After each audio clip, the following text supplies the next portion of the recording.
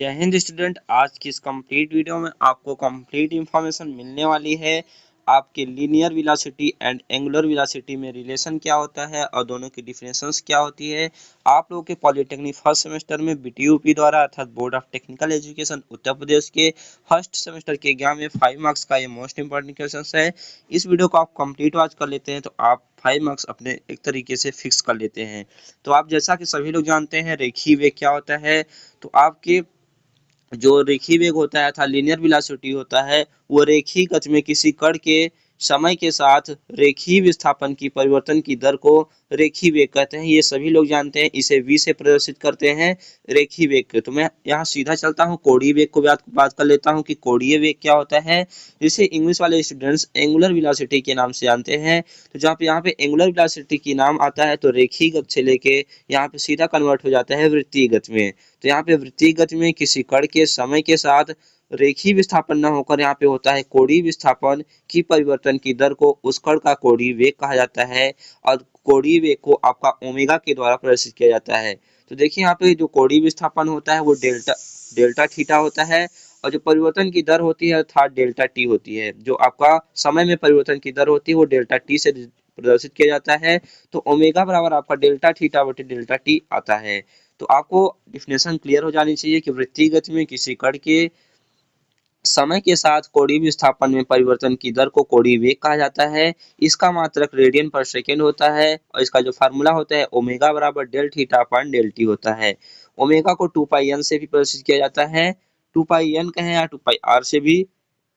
यहाँ पे एन ही है, जो यहाँ पे एन क्या है, ये फ्रीक्वेंसी है, इसे 1/t से भी प्रदर्शित किया जाता है।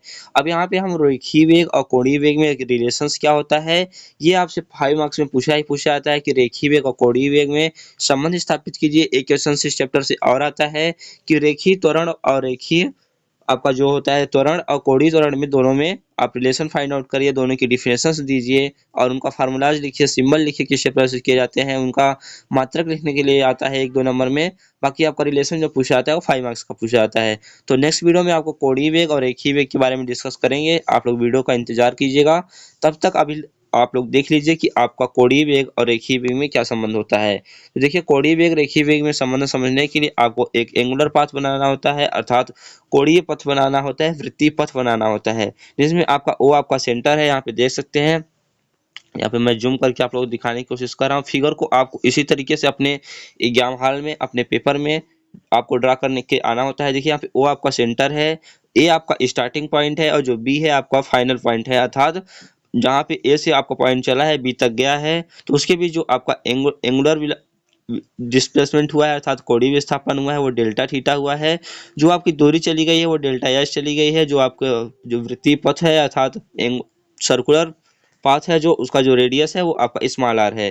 देखिए यहाँ पे मैंने सभी चीज़ों को लिख रखा है कि यहाँ पे लिखा है माना आर त्रिज्या के वृत्तीय पथ पर गति करता हुआ कोई कण सूक्ष्म समय अंतराल डेल्टा टी में आर त्रिज्या के वृत्तीय पथ पर डेल्टा एस दूरी तय करता है। जो आपका डिस्टेंस तय किया गया है अर्थात डिस्टेंस जो गया है आपका कण वो आपका डेल्टा एस गया है। जब कोई कण एक समान वृत्तीय गति करता है तो उसका कोणीय वेग और रेखीय दोनों विस्थापन होने के कारण उसमें कोणीय और रेखीय दोनों प्रकार के वेग होते हैं। इस प्रकार में आपका कोणीय वेग और रेखीय वेग दोनों कार्यरत होता है। तो अब इसी में आपको रिलेशन फाइंड आउट करना है। उसके लिए यहाँ पे सभी चीज़ों को मैंने मेंशन कर दिया।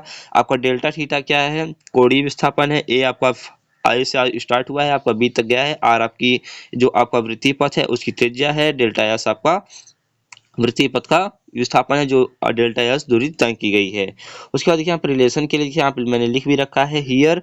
आपको इसी प्रकार से लिखना होता है। यहाँ पे आप लिख सकते हैं हियर, यहाँ पे लिखा है रेखीय वेग v है, कोणीय वेग आपका ओमेगा है। वी नो दैट कोण बराबर जो आपका एंगल बराबर होता है आर्क अपॉन रेडियस अर्थात चाप बटे त्रिज्या होता है। तो यहाँ पे कोण आपका डेल्टा थीटा है तो चाप जो आपका है आर्क जो लिया गया है देखिए यहाँ पे देख सकते हैं आर्क आपका यहाँ डेल्टा एस ही है। तो यहाँ पे डेल्टा एस अपॉन में आर हो जाएगा, डेल्टा एस अपॉन में आर। इसे आप इक्वेशन फर्स्ट बना लेंगे। तो सबसे पहले आप लोग को याद रखना है कि आपको angle equal to arc upon radius अर्थात कोण बराबर चाप बटे त्रिज्या लेना होता है। उसके बाद डेल्टा टी से भाग देना होता है इसे इक्वेशन फर्स्ट बना के। तो डेल्टा टी से आप भाग देंगे तो यहाँ पे डेल्टा टी से भाग क्यों दिया जा रहा है, क्योंकि आप जानते हैं कि del theta upon del T क्या होता है, ओमेगा होता है, तभी आपको रिलेशन इसमें मिल पाएगा।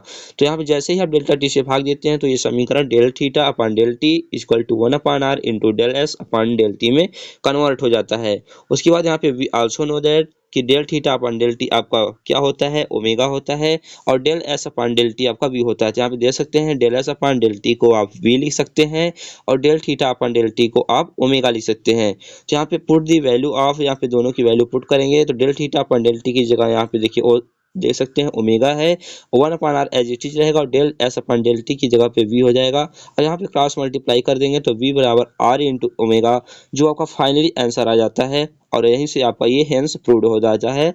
तो इतना कंप्लीट आपको प्रोसेस करना होता है। जब भी आपसे पूछा जाए 5 नंबर में तो पहले आप रेखीय वेग क्या होता है, कोणीय वेग क्या होता है, उसके फार्मूले को लिखेंगे, फिर आप हेडिंग बनाएंगे कि रेखीय वेग और कोणीय वेग में संबंध क्या होता है, फिर इस जो डायग्राम को मैंने दिखाया इस सर्कल को ड्रा करेंगे, फिर इस सर्कल में क्या क्या है, माना त्रिज्या का वृत्तीय पथ है, इस प्रकार से आप लिखेंगे और जो जो चीज़ें आपको पता है उसके बाद इक्वेशन 1 बना के आपको डेल थीटा से ऑनली भाग दे देना है। बाकी उसके बाद का प्रोसेस आप देख ही सकते हैं कि वी बराबर आर इंटू ओमेगा कितनी आसानी से आपका आ गया है। तो नेक्स्ट वीडियो में कोणीय त्वरण और कोणीय वेग के कोणीय त्वरण और रेखीय त्वरण में रिलेशंस को बताने वाला हूं।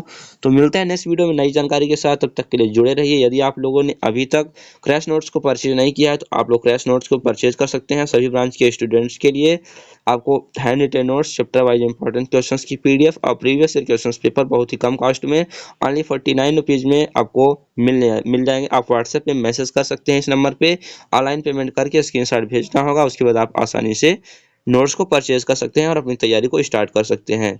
तो मिलता है नेक्स्ट वीडियो में नई जानकारी के साथ। Thanks for watching.